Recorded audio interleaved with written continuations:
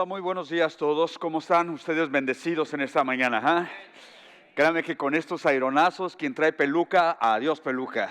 Todo vuela, pero lo importante es que traemos en el corazón hambre de palabra de Dios, de cantarle, de alabarle y también de aprender. Así que te invito, vamos a llevar la Biblia en la mano y su mensaje al corazón. Estamos hablando acerca de la oración no se detiene. Recordatorio gratis para todos, cercanos, lejanos. A través de la oración llegamos más lejos. A través de la oración nos cansamos menos cuando vamos de rodillas, cuando acercámonos a Dios de rodillas, llegamos más lejos, nos cansamos menos y sobre todo llegamos más alto. ¿Cómo? A través de las rodillas. Y vamos a ver cómo trabaja eso. Si usted es nuevo y posiblemente piensa y dice, a mí nadie me ha enseñado a orar. Bueno, la verdad es que la Biblia es un libro de oración y a través de la lectura de sus historias y páginas vamos a aprender a orar de una manera efectiva. Así que te invito, vayamos al Antiguo Testamento, al libro de Jonás, capítulo 1, verso 1. Y dice, y leo, vino palabra del Señor a Jonás, el hijo de Amitai, diciendo, esto sucede aproximadamente unos 750 años antes de Cristo. Hay un famoso personaje que muchos de nosotros hemos escuchado hablar de. Estamos hablando de Jonás. Para información de todos, la palabra o el nombre propio Jonás significa paloma. Pero en estos días de tanta confusión entre géneros que eso no es, vamos a decirle Jonás para nosotros como varones es palomito, un palomino. Así que es género claramente masculino. Jonás era un profeta de Dios. Y como profeta, les recuerdo, la labor, el oficio del profeta era de comunicarse con Dios directamente, para que una vez que Dios se comunicaba con el profeta se comunicara con el pueblo. La nación de Israel no tenía Biblia en el sentido que ustedes y yo la tenemos ahorita. Así que muy común Dios usaba profetas para comunicar su mensaje a toda la nación, a toda la gente, a todo el pueblo de Israel. No era una profesión que uno escogía, es que yo voy a escoger ser profeta. Voy a ir a la escuela de profetas y me voy a graduar de profeta. No, nada. Es un oficio, una función que Dios escogía a los hombres, y por favor venga conmigo, a los menos capacitados, a los menos carismáticos tal vez, a la gente que no tiene. Dios usualmente en la Biblia llama, porque el llamado de Dios no depende de la gracia de uno, de la potencia de uno, de la sabiduría de uno. Dios llama a la gente por su gracia de acuerdo a sus propósitos. ¿Está conmigo lo que estamos hablando aquí? Dios no se fija en las capacidades, Dios se fija en la disposición que hay en el corazón. Y en este caso, este hombre, hablando de Jonás, sabemos por la Biblia que ya había sido utilizado por Dios. Aparte del libro de Jonás, hay otro libro en la Biblia, en el Antiguo Testamento, que nos habla que Jonás efectivamente era utilizado por Dios para dar mensaje de Dios, en este caso al pueblo de Israel.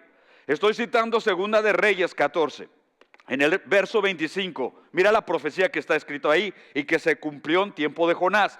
Jeroboam, que es un rey, o era un rey en templos de los judíos en la Biblia, restableció la frontera de Israel desde la entrada de Hamat hasta el mar de Arabá, conforme a la palabra que el Señor Dios de Israel había hablado por medio de su siervo el profeta, otra vez Jonás, el palomito, hijo de Amitai. Entonces llegamos a entender que Dios ya había usado a Jonás como profeta con su pueblo Israel, con los judíos. Entonces mi mente comienza a entender que a veces para nosotros es bien agradable, como Jonás, ser utilizado en lo que nos gusta ser utilizados. Predicarle a los hispanos, ir a mi tierra favorita y que Dios me utilice allí. Eso es bien fácil.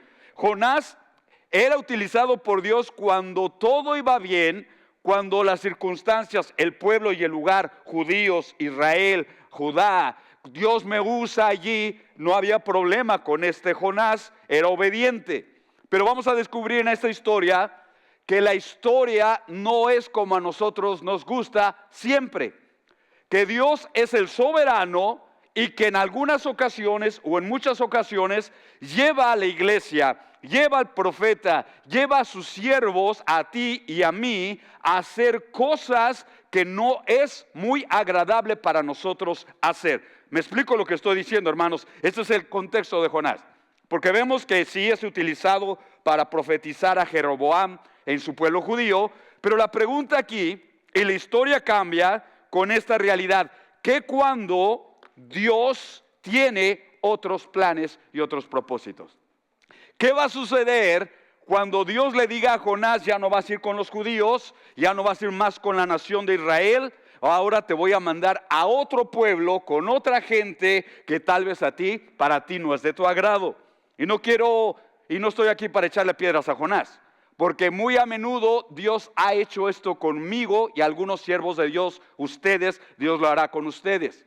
Yo no estoy aquí porque yo quise estar aquí, porque yo estoy aplicando para estar aquí. Estos son mis sueños, esta es mi voluntad. No, yo me he dado cuenta en mi historia, como en Jonás, que Dios mueve, que Dios cambia planes, que Dios cambia sueños, que Dios cambia realidades, porque en esta historia de la Biblia y en la historia real, usted y yo no somos los soberanos, Él es el soberano. ¿Cuántos dicen gloria a Dios? Él manda, Él dirige, Él da instrucciones. Ahora Dios le va a decir a Jonás, mira, mis planes son distintos a los tuyos, Jonás.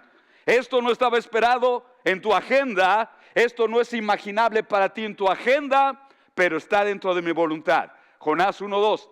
Levántate, ve a profetizar, no a Jerusalén. No dice ve al pueblo judío, a tu pueblo, a tu raza, a tu gente, a tus compadres, nada. Ahora la instrucción de Dios, ve a Nínive, la gran ciudad, y proclama contra ella, porque su maldad ha subido delante de mí. Ahora, la información que este verso nos da es profunda. Nínive no era una ciudad judía. Nínive no pertenecía a Israel. Nínive era la capital del imperio asirio, y los asirios eran ultra, requete enemigos de Israel. De hecho, en la historia bíblica, cronológica, esta Siria había conquistado a los judíos en varias ocasiones. ¿Por qué? Respuesta bíblica y fácil: por rebeldía de los judíos. Porque Dios nunca formó a la nación judía para ser cola de nadie. Si tú vas a Deuteronomio capítulo 28, Israel fue diseñado por Dios para ser cabeza, no cola, para gobernar sobre las naciones, para ser un pueblo amado que testificara de la luz de Dios en el mundo. Pero por causa de la rebeldía de los judíos, por causa de ser cabeza dura, cerviz dura como algunos de nosotros, entonces Dios entregó a la nación de los israelitas a sus enemigos para que los conquistaran, para que los opresionaran. Y Nínive era la capital de los enemigos de Israel, que habían hecho en varias ocasiones mucho daño a los judíos. No dice en el libro de Jonás cuáles eran los pecados de Nínive, pero hay otro profeta contemporáneo a Jonás llamado Nahum. En el capítulo 1, verso 1 dice: ay de la ciudad sanguinaria, que es Nínive, toda llena de mentira, llena de pillaje, que nunca se cansa de rapiña. Como que está hablando, oiga, lo digo con respeto, a la ciudad de Los Ángeles, o a la ciudad de Tijuana, o a la ciudad que usted conoce en tiempo moderno. Estas verdades casan a los tiempos que estamos viviendo. Ciudad sanguinaria, llena de mentira, de pillaje, no se cansa de rapiña, tiene muchas prostituciones de ramera, la encantadora, maestra de hechizos, prostitución, brujería, pillaje, violencia. Eso es lo que el pan diario para muchas naciones de América Latina. Y mira la situación de Dios. Antes Dios de juzgarnos por nuestros pecados, antes Dios de castigarnos por nuestras maldades, lo que Dios hace es mandar mensaje, mandar profetas, mandar predicadores, la Biblia andando diciendo: arrepentámonos antes que vengan los juicios de Dios. ¿Está conmigo lo que estamos hablando aquí? Si estoy vivo y usted está vivo, fui sorprendido antes en mi maldad y usted también, pero Dios nos mandó un mensaje en la Biblia. Muchos de los que estamos aquí leímos la Biblia: arrepentíos. Ese mensaje nos caló. Ese mensaje taladró la mente, el corazón, y muchos de los que estamos aquí, lejos y cercanos, cambiamos de dirección. Eso se llama arrepentimiento. No más ya las caguamas, la cantina, no más ya las faltas en adulterio, no más los ídolos y los trabajos de brujería. No ya más eso. Nos arrepentimos y hemos decidido seguir a Cristo, y alabado sea el Señor. Esa historia es la historia del Evangelio. Amén y amén. Ahora, compadres y amigos, fíjate tu vista en el mapa. Este es el mapa de Canaán, ahora se le llama Palestina, donde está la nación de Israel. Y acá al norte, noroeste, estaba la capital del imperio asirio, Nínive. Hoy en día la ciudad se llama Mosul y está dentro de Irak. Estamos hablando años atrás. Esa era la nación, esa era la capital, esa era la ciudad que Jonás, que estaba en el reino de Judá, se suponía viajar hasta aquí para predicar del Evangelio, para darles el mensaje de arrepentimiento antes que Dios trajera el juicio sobre Nínive. Mira lo que pasa en el verso 3. Pero, partícula conectiva que cambia toda la situación de la oración. Dios le dijo, ve para acá, pero. Dios le dijo, predica a Nínive, Jonás, pero. O sea que, para que nos demos cuenta que Jonás no es la excepción. Muchos de nos, y yo me incluyo para que nadie se sienta ofendido, no es mi intención ofenderte, es mi intención ser consciente de lo que dice la Biblia y de analizar nuestras vidas con la Biblia.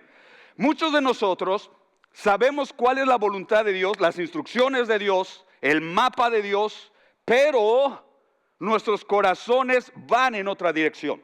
Como en este caso Jonás, Dios le dijo, va a Nínive, predica en Nínive, pero Jonás se levantó para huir a Tarsis, lejos de la presencia del Señor. Un solo verso dándote y dándome mucha información. Pero, ese pero evidenciaba que el corazón de Jonás estaba contaminado de rebelión. El corazón de Jonás estaba contaminado de desobediencia y tal vez, entre comillas, justificable. Pero Dios, me estás mandando a predicarle a mis enemigos. Me estás mandando a servir a mis peores, de mis peores, gente que me es agradable. Son mis enemigos. Tal vez hicieron sufrir a mi abuelo, tal vez hicieron sufrir a mis papás, tal vez yo vi la opresión de los asirios sobre los judíos. ¿Cómo pues tú me llamas a predicar y servirles tu mensaje a mis enemigos? Es que en ocasiones, mejor dicho, siempre será difícil servir a nuestros enemigos. ¿Cuántos dicen amén eso? Es el mensaje del Nuevo Testamento también. Presentar otra mejilla al que nos hiere. No es agradable, no puedo condenar a Jonás cuando mi corazón mismo me convicta de que cuando se trata de servir al enemigo, yo encuentro un pero, usted también. Pero, no, Señor. Y así que de la vista gorda, Jonás hace un cambio de planes. No voy a servir a mis enemigos. Y entonces va a la página, estoy exagerando obviamente, a la página del internet a buscar una agencia de viajes y compra un paquete completo para España, donde se cree que estaba la ciudad de Tarsis. Porque el profeta trató de huir de la presencia de Dios, simplemente cambió de planes diciendo, no voy a predicar a mis enemigos, algo que es muy difícil, ahora me voy a un lugar. El sur de España es caracterizado por un lugar de hermosas playas y hermoso clima mediterráneo. Entonces el tipo pensó, necesito ya unas vacaciones, cocos, palmas y la brisa del mar. ¿A cuánto les gusta la idea, compadres y amigos? No es mala las vacaciones, son necesarias. El problema es que no es tiempo de vacaciones. El problema es que no es tiempo de huir. El problema es que Jonás me está enseñando a mí y a ustedes, preciosa América Latina, la lección que Jonás nos está enseñando hasta aquí. Fíjate, para oreja conmigo. Cómo meternos fácilmente en problemas con Dios. ¿Cuántos quieren aprender la lección? ¿Cuántos ya conocen la lección? Ya la conocemos, pero este es un recordatorio y gratis. Fácilmente, usted y yo nos podemos meter en problemas con el cielo, como Jonás. Dios dijo acá y el profeta va y va para otra dirección. ¿En serio, Jonás? Huir de Dios. Espero que ninguno de ustedes se crea el cuento ese de que puedes o que puede huir de Dios. Nada. Usted puede venir de Venezuela, de Cuba, de Haití, de Argentina, de Uruguay, de todas las nacionalidades que tenemos aquí. Y usted y yo, si has venido hasta acá porque has tratado de huir de Dios, eso es imposible. Salmo 139 dice, verso 7, ¿dónde podría yo huir lejos de tu espíritu? ¿Dónde yo podría huir lejos de tu presencia? Si yo subiera a las alturas de los cielos, allí tú estás. Si yo bajara a las profundidades de la tierra, también allí tú estás. Imposible huir de Dios. ¿En serio, Jonás? Este es un mapa que vamos a ver ahora. Fíjate, él está aquí en Judá. Se suponía ir a Nínive, pero el tipo, el amigo, el palomito, opta por la ruta más larga en su mundo conocido en entonces, el mundo occidental. Se va hasta las playas. Se cree que aquí estaba, en el sur de España, la ciudad de Tarsis. Qué fácil es, repítoles a todos, meternos en problemas con el de allá arriba. Ahora Jonás se ha convertido, quienes estamos aprendiendo de esta lección, en el maestro de todas las chambonadas. América Latina, ¿entienden ese término? Chambonadas. Sé que en Venezuela tal vez tengan otra expresión, en Colombia tal vez tengan otra expresión, en Chile, para referirse a una soncera, a una tontera, a una equivocación. ¿Y cuántos han cometido errores, horrores y hasta burradas? Yo sí. Pero para que veamos de que Dios no es como el pastor, de que Dios no es como papá o algunos de los que están aquí o como mamá, que a la primera que nos equivocamos, estás descalificado, no sirves a la basura. Dios no es así.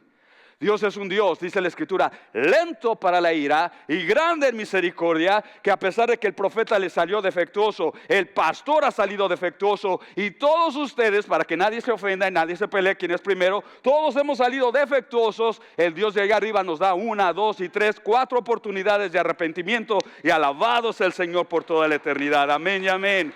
Qué lindo es el Señor. Ahora, si alguien pregunta, ¿qué pasa? ¿Qué sucede cuando yo desobedezco abiertamente a Dios? ¿Qué pasa? O sea, ¿Dios se hace de la vista gorda? ¿Acaso Dios tolera las rebeliones de este pastor, o de Jonás, o de Moisés, o de David? O ponga su nombre ahí si quiere. ¿Qué pasa cuando nosotros abiertamente le decimos al Señor, no, nada? Bueno, vamos a aprenderlo en la Biblia. La Biblia da la respuesta. En el verso 4, el Señor inmediatamente desobedece el profeta y Dios está viendo los planes, ya se va para España. El tipo, el palomito, huye aparentemente. Entonces el Señor, fíjate, desató sobre el mar un fuerte viento. Nosotros ya conocemos aquí en Fontana lo que son fuertes vientos. En la carretera, en la casa, en la montaña. Pero venga, esto es en el mar. ¿Alguno de ustedes ha viajado en barco, hermanos? Levanta la mano conmigo. Y algunos de nosotros no queremos viajar en barco por lo mismo. No hay seguridad en la mar. En la tierra pues corremos debajo, corremos un árbol, a una roca. Pero en el mar no hay nada seguro. Todo se mueve, todo se hunde. Y cuando hay una tempestad como la que estamos hablando en este verso, el profeta es obvio que estaba en grandes aprietos. El viento fuerte estaba sobre el mar y hubo una tempestad. Checa el adjetivo calificativo, tan grande. No una simple tempestad. No dice grande. Utiliza esta partícula descriptiva, tan grande. Yo no quiero estar ahí, Jonás, en un barco en medio de una tempestad muy grande. Yo no quisiera estar allí. Pero la verdad, hermanos y amigos, algunos de nosotros en las tempestades de la vida ya estamos en esa situación. En unos problemas tan grandes, en una situación tan difícil, donde a veces ni siquiera los consejeros, expertos, médicos, psicólogos y demás, ni siquiera pastores, aparentemente pudiésemos ayudar por la problemática que nos hemos envuelto en. Y escucha lo peor de todo esto, a causa de nuestra rebeldía, de nuestra rebelión. Digo esto porque no crea usted o no crea yo que yéndonos por la tendiente, la tangente, fuera de la voluntad de Dios, vamos a prosperar. No hay prosperidad en el adulterio, no hay prosperidad en pecados groseros como la pornografía, no hay prosperidad en los ídolos, no hay prosperidad en la brujería, no hay prosperidad gastándote todo tu dinero en el casino. Ahí no prospera la gente. La única manera de prosperar en el mundo, la única manera de prosperar en esta vida y en la que sigue, es obedeciendo, imitando y siguiendo los pasos de Cristo Jesús. ¿Cuántos decimos gloria a Dios? Venga, o sea, esto pega. Sí, amén. Esto conmueve. La tempestad está grande, no fue el diablo. La Biblia dice fue el Señor. No fueron los demonios, no. La Biblia dice fue el Señor. No fue los ángeles, nada. Fue el Señor que preparó todo ese paquete completo para tratar con un profeta defectuoso. Y repito, Jonás no es mejor que yo no soy mejor que Jonás, ni ustedes. Lo digo con respeto. Todos tenemos faltas. Un capítulo negro, mira, sígueme en esta ilustración. Entre más alta es la figura de un personaje, más sombra proyecta en la oscuridad. Y Jonás no es la excepción y yo no soy la excepción ni ustedes. Hay capítulos oscuros en la biografía de cada uno de nosotros, que no nos llenaría de satisfacción compartirlo con nadie, pero a mí me sigue mi sombra y a ti también, como a Jonás. Pero el Dios de ahí arriba, repito, porque esta lección habla de la misericordia de Dios. El Dios de ahí arriba, sabiendo la sombra de Jonás, sabiendo la sombra que proyecta un David, sabiendo de la sombra que proyecta un Moisés, este pastor y todos nosotros, no se rinde para tratar con usted y conmigo hasta transformarnos a la imagen de su precioso Hijo amado, se llama Cristo Jesús. Él está trabajando en ustedes y trabajando en nosotros. ¿Cómo trabajó con Jonás? Verso 5, lo menciono rápido. En el verso 5, los marineros temen, claman a sus ídolos y no se calma la tempestad. Tú lo puedes leer en casita y verso 5 están orando, adorando, clamando a sus dioses. Tal vez estaban a la víbora de la mar y nada. Clamando a sus dioses y la tempestad sigue. En el mismo verso 5, Jonás está dormido en la bodega del barco, totalmente dormido. Algunos estudiosos y comentaristas de la Biblia sugieren que estaba deprimido, porque no lo movía la tempestad, no salía, no daba palabra de aliento a los marineros, está hundido en su depresión. Y una de las características de la depresión es hundirnos en egoísmo profundo. Por favor, tome nota, porque cuando uno está deprimido, indirecta o directamente estamos además envueltos en egoísmo. No me importa lo que siente la esposa, no me importa lo que sienten los hijos, no me importa lo que siente el cónyuge, no me importa si alguien me necesita, uno mismo se encierra en su capullo de egoísmo. Y este es el Jonás, en lugar de dar palabra de afirmación a los demás. En el verso 7, echaron suertes, porque no tiene, el pico, lo digo con respeto, lo tiene cerrado. Es por mi culpa, es por mi causa que esta tormenta ha venido. Pero en el verso 7 los marineros no saben y empiezan a echar suertes. Y adivine qué. La suerte cayó sobre Jonás. ¡Pum! De tin marín, de dos, pingüe, cucaramácara, el palomito fue, ¡paz! Y le tocó a Jonás. Y le dicen, dinos, ¿qué pasa? ¿De qué se trata? Y es cuando el tipo se ve obligado a confesar. Algunos así, de nosotros somos de igual manera. No confesamos a la primera instancia, no confesamos nuestros pecados y nuestras faltas, sino que las circunstancias de la vida nos presionan para confesar un pecado. Es que yo soy siervo de Dios, entre comillas, sirvo al Señor, temo al Señor, dice el original, que también la palabra temer y servir en el original es lo mismo. Sirvo al Señor y por causa mía ha venido esta grande tormenta. Es cuando nos damos cuenta que si tú eres papá y tenemos un problema, un vicio, una adicción, no solamente tú sufres como papá, sino por tu nivel de autoridad sufre la esposa, sufren los hijos y a veces hasta los nietos por el pecado personal de un individuo, en este caso Jonás. ¡Wow! ¡Qué historia tan tremenda! Ok, ¿cuál es la solución? Los marineros dicen, antes de que se rompa la barca, el barco, porque ya habían perdido la carga, la habían tirado y nada. La habían tirado al mar. Entonces Jonás dice en el verso 12, para oreja, échenme a la mar y todo se va a solucionar. En pocas palabras, saquen al revoltoso de la comunidad y todo va a volver a la calma. O sea, y me llama la atención la ineptitud del pecado. ¿Cómo produce en nosotros ineptitud? Si esa fuera la solución, yo pregunto, Jonás, ¿por qué le pides a la gente que te aviente? Tú mismo, con tu dignidad, nomás cuenta 1, 2, 3 y vámonos. ¿Cuántos dicen amén eso? Pero no, el pecado nos hace ineptos también. Otros hagan lo que se supone que yo tengo que hacer. Ok, entonces al no tener más alternativas se agarra tú de las patas, tú de las manos, tú de la greña y a la una, a las dos Y a las 3 lo aventaron al profeta defectuoso. Así dice el verso 15. Tomaron pues a Jonás y lo lanzaron al mar, y el mar cesó su furia. ¿Será esto casualidad? Hablaba Jorge. ¿Será una coincidencia o será una diosidencia? Obviamente que es una diosidencia, Dios detrás de la historia. Imagínate a Jonás ahora en el mar. No hay registro en la Biblia que díganos que Jonás en medio del mar comenzó a orar. Yo ya estoy orando desde antemano, ustedes también.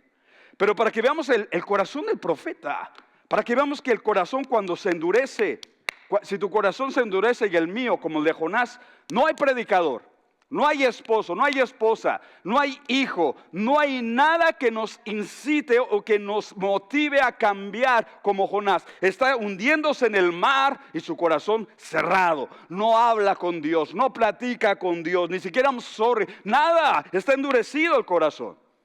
Y por encima de eso me doy cuenta de la misericordia de Dios. Porque si yo fuera Dios, o algunos de ustedes, ¿desde cuándo dejo que el condenado se mate?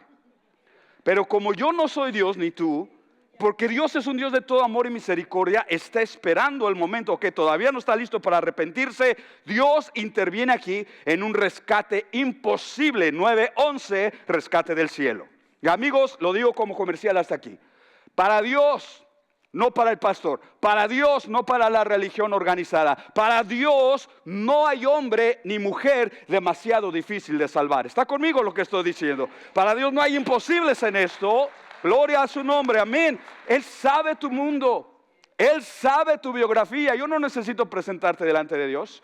Yo no necesito decirle, mira, él es José, él es Pepe, ella es Filomena, nada. Él nos conoce a todos, conoce de dónde vinimos. Y lo más real, que realmente me sorprende, es que a todos los que somos salvos, Dios nos encontró en ese mundo cuando nos estábamos hundiendo cada vez más y más y más.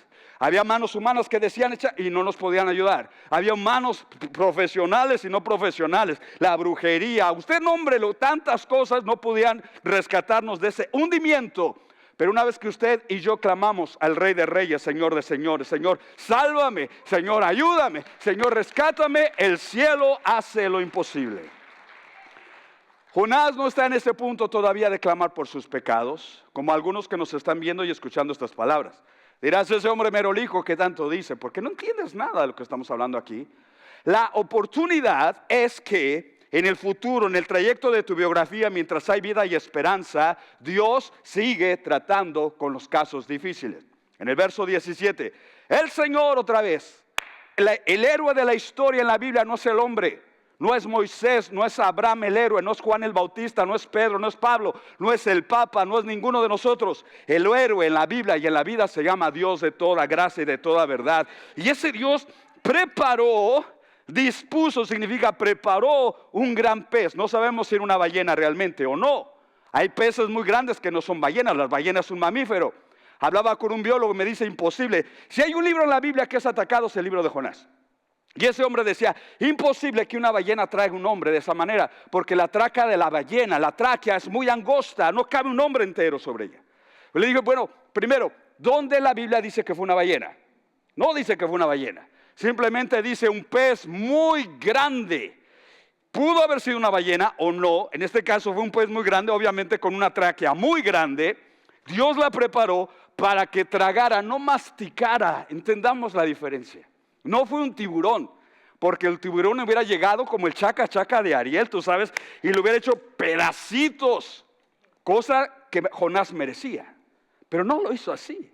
Lo tragó de un solo bocado. Aquí viene, yo me pongo la mentalidad del pez, ve algo que se mueve ahí en el fondo del mar, dijo, este gusano, yo me lo trago. Y se lo tragó. Un solo bocado se lo lleva hasta adentro, y Jonás estuvo obviamente vivo, en el vientre del pez, en el vientre, 3 días y 3 noches. Alguien pregunta, ¿qué pasa cuando yo no me quiero arrepentir? ¿Qué pasa cuando yo conozco la verdad de Dios y todavía no cedo? ¿Qué pasa cuando ya estoy en el mar y todavía no me arrepiento y voy bajando y bajando y bajando y bajando y todavía no hay movimiento de arrepentimiento en mi corazón? Aquí está el espejo, aquí está la historia. Dios prepara algo, el capítulo B. inciso B, donde nos va a llevar el vientre de un pez, que en un sentido alegórico, checa el dato, le apagó la luz, le quitó el aire acondicionado. Yo no sé lo que es vivir con jugos gástricos, rodeado de jugos gástricos, algas. Todo, mi comida favorita no son los mariscos, pero hay gente que aquí le gusta mucho marisco. Imagínate esto. Jonás llegó a ser el ceviche preparado dentro de él. Jugos gástricos, limoncito y su atuncito, todo estaba ahí dentro. Lo metió en prisión y el tipo no cambia de actitud. Le quitó el celular, le quitó el aire acondicionado, no libertad. Olvídate de Españita, no olvídate de tus amigos, no familia. Solo 3 días, 3 noches con jugos gástricos. Hay un hombre en la historia llamado James Bartley. Este hombre, en los 800, en Estados Unidos, era ballenero. Y este hombre estaba cazando ballenas, cuando la historia nos dice que un coletazo de la ballena lo tiró al mar. Y desapareció. Mataron al animal y él cayó ahí déjenlo, pues ni modo. Pero 2 días después van abriendo el cetáceo, pues van abriendo la ballena. Y en el centro del estómago, ¿a quién creen que se encontraron? A James Bartley. Y todavía vivo. Lo que pasa es que después de 2 días adentro, su piel era de otro color, verduzco. Por los jugos gástricos, el hombre cambió de color. Imagínate cuando se veía en el espejo. ¡Wow! ¿Quiénes quieren estar de color verde? Y no era marciano. Para mí no es mi color favorito en la piel. Pero en fin, el tipo sobrevivió. Yo me pongo a pensar en Jonás, estando allí, sucio, solo, en oscuridad, sin comida, sin bebida, curtido como ceviche a la tan pequeña, amigos, y todavía no hablaba con Dios. Lo cual, no sé ustedes, pero a mí la Biblia ya me está hablando. Y me está diciendo, si tú una vez en la vida, si alguno de ustedes, de todos los que estamos aquí, si alguna vez en la vida optamos por ir el camino difícil, el Dios que allá arriba, algunos de nosotros, estará tratando de igual manera, llevándonos a un lugar solo, sucio, en oscuridad, sin comida, sin bebida, hasta que el hombre interiormente y exteriormente se rompa, se doble. Reconozca que arriba de ustedes y arriba de mí y arriba de la Casa Blanca, de la Casa Rosada, de la casa como se llame, hay un Dios de dioses, el Rey de reyes, Señor de señores y tiene autoridad sobre nosotros los hombres. ¿Cuándo aprenderemos la lección? Bueno, entonces mira lo que dice en el capítulo 2. Esta partícula conectiva cambia otra vez la historia. Entonces, estando en esa condición deplorable, sucia, humillada, era 2-0 favor el hoyo, más en esas circunstancias oró, y llegamos al centro de la historia. Oró, es que la oración es platicar con Dios, no con los ídolos. Platicar con Dios, no con los hombres. El hombre no necesita saber lo que usted y yo platicamos con Dios. En este caso, Jonás platicó con el Señor Dios del cielo desde el vientre del gran pez, lo cual la Biblia nos enseña que podemos orar a Dios fuera de la iglesia. Podemos orar a Dios fuera de una reunión de oración. Podemos orar a Dios en el lugar y en las circunstancias en que te encuentres, América Latina, en los problemas donde te encuentres como nosotros, allí podemos orar a Dios. ¿Cuántos dicen gloria a Dios, hermanos? Dios está presente en Cuba, Dios está presente en Venezuela, Dios está presente en Nicaragua, Dios está presente en la Patagonia. Y si fuéramos hasta la Greenland, a Groenlandia, Dios está allí esperando escuchar que sus santos oren y platiquemos con Él. La Biblia me enseña y te enseña, ¿tienes problemas? Ora. ¿Estás enfermo? Ora. ¿Estás batallando una depresión que nadie conoce? Ora. ¿No tienes recursos? Ora. ¿Tienes la situación, el partido perdiendo los 7-0 favor, la deuda? Ora.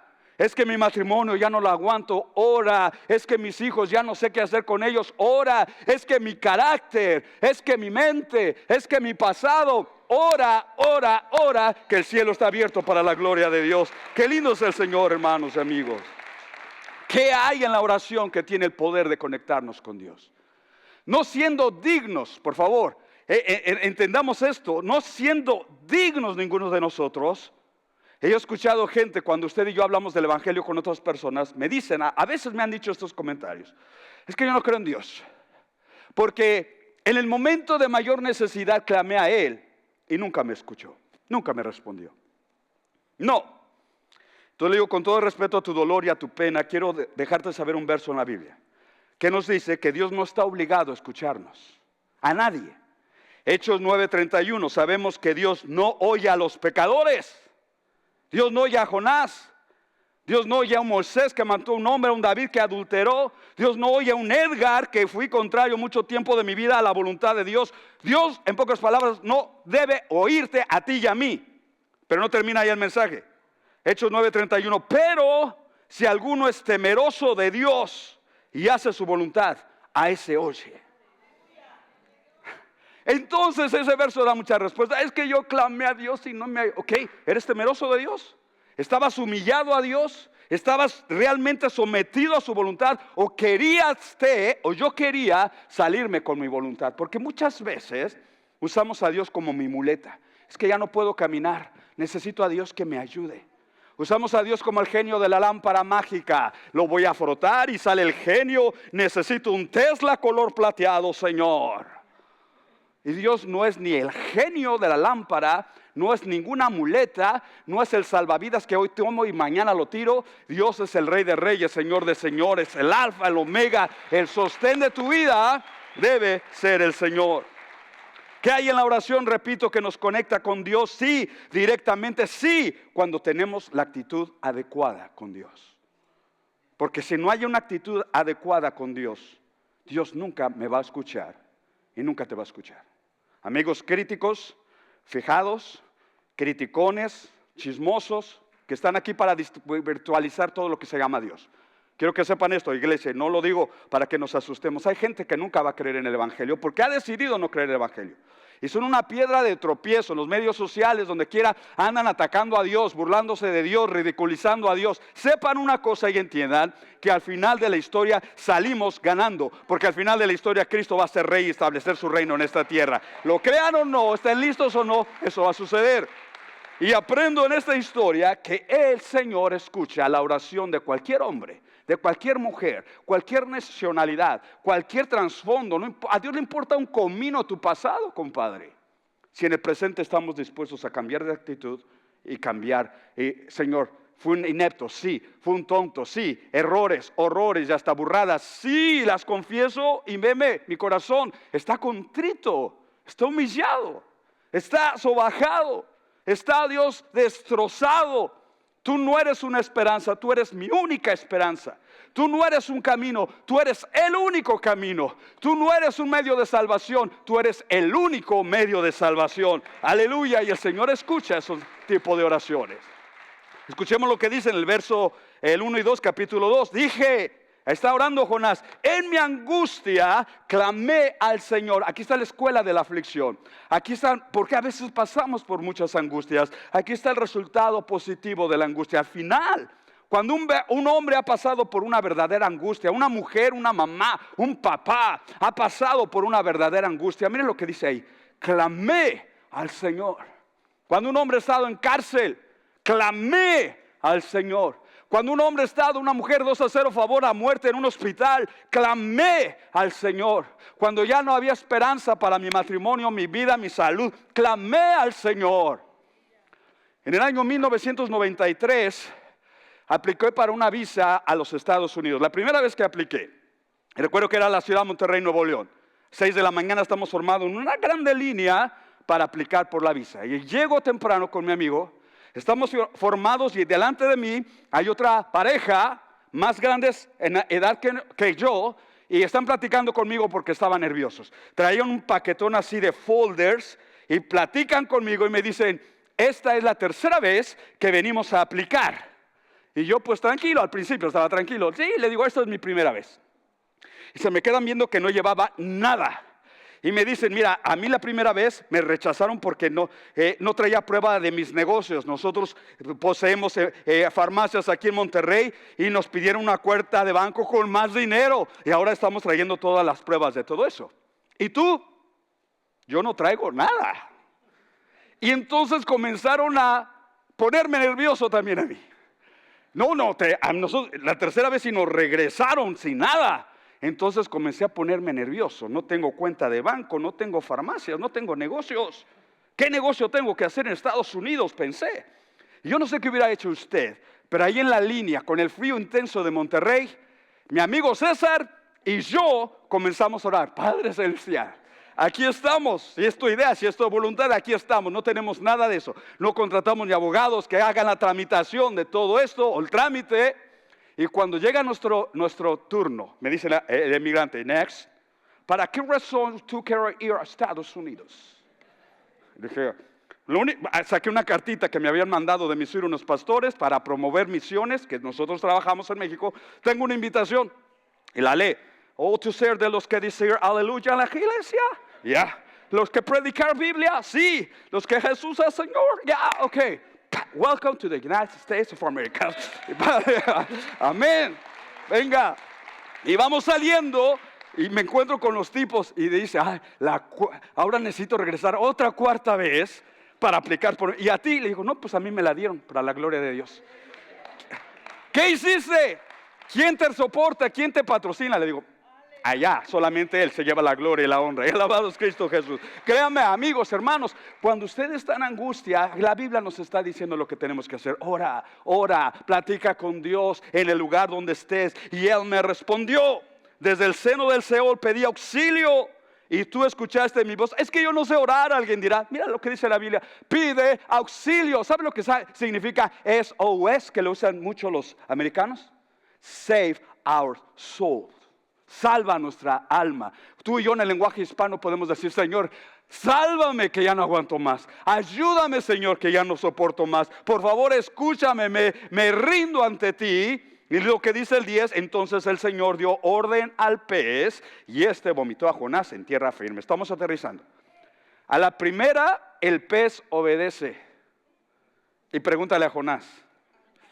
Me sorprende cuando voy al show, eso del Animal Planet, como un perrito, por un tic, el perrito baila, el perrito salta, el perrito mueve la cola. Uy, qué bien entrenado. Pero a veces el Señor me ha dado instrucciones a mí para que nadie se sienta ofendido. Y nada de nada. No hay obediencia, no hay instrucción de Dios en mi vida, como en algunos de ustedes. El pez vomitó a Jonás. Esta es la realidad de Jonás. Estoy aterrizando para que veamos que Jonás no tenía nada de qué enorgullecerse de. Procedía de un vómito. Procedía y sin embargo fue vomitado en la tierra firme. Cada vez que nosotros, y es que en algunos de nos hay orgullo, es que yo me creo más que los demás, es que yo sé más que los demás, es que yo soy más que los demás. Lidiaba con una personalidad tóxica años atrás en una de las iglesias donde hemos sido pastores. Y el tipo tenía una actitud como, sin mí no hay culto, sin mí no hay servicio, no hay avivamiento en la iglesia. ¿Serio? Vea, usted y yo procedemos de un vómito también. Un vómito que de la escoria, de lo sucio, del pecado, de la vanagloria, de donde Dios nos sacó, Dios nos vomita para llevarnos a su propósito. ¿Cuál es ese propósito? Mire, termino cuando dice el Señor Jesucristo, cuando oréis, no seas como hipócritas. Ellos les gusta ponerse en pie para orar en las sinagogas y en las esquinas de las calles. El problema, para ser vistos de los hombres. En verdad os digo que ya han recibido su recompensa. ¿Cuál? El ser vistos de los hombres. En la oración, ninguno de nosotros busca esa vanagloria. La verdadera oración no te exalta, no me exalta, no exalta a Jonás, nada. En la verdadera oración no es el hombre queriendo nosotros quedar bien con el pueblo, con la gente. Jesús dijo, cuando tú ores, entra a tu aposento y cuando hayas cerrado la puerta, ora, platica con Dios, platica con tu Padre que está en lo secreto y tu Padre que ve en lo secreto te recompensará en público. Decimos amén a eso, hermanos. Amén. Terminamos con una pregunta. La pregunta de preguntas es, ¿cuántos de ustedes están ya listos para comenzar, si ya no has comenzado a orar, para comenzar a orar a Dios con la correcta actitud? ¿Cuántos de ustedes y de nos en estos 21 días y más allá de los 21 días estamos listos para comenzar a seguir brillando la luz de Jesús en un espíritu de humildad? Porque eso es lo que requiere oración, humildad. Si te das cuenta, la posición de oración, la clásica que conocemos, es doblar rodillas. ¿Y cuánto a veces nos cuesta esto? Doblar rodillas. Y al doblar rodillas se dobla el ego. Al doblar rodillas se dobla la dignidad que muchos de nosotros cargamos.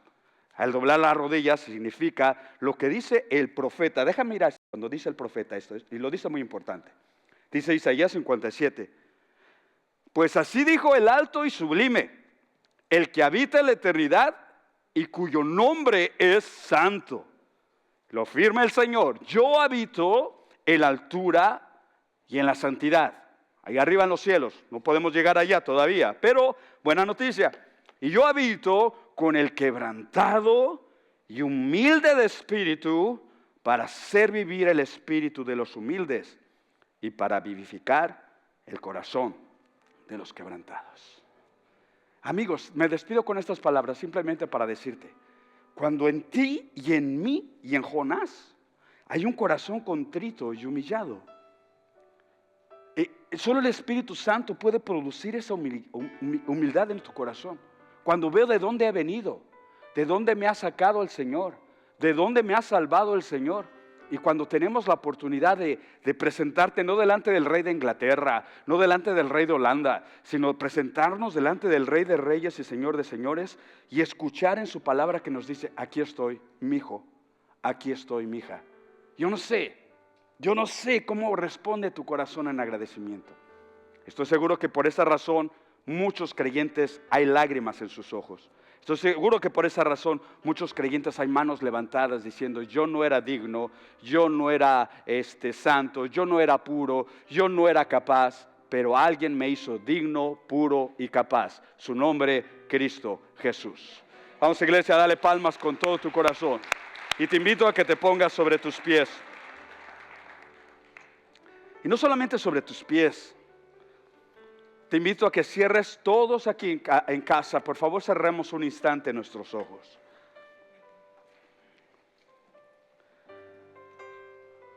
Y con tus manos hacia el cielo.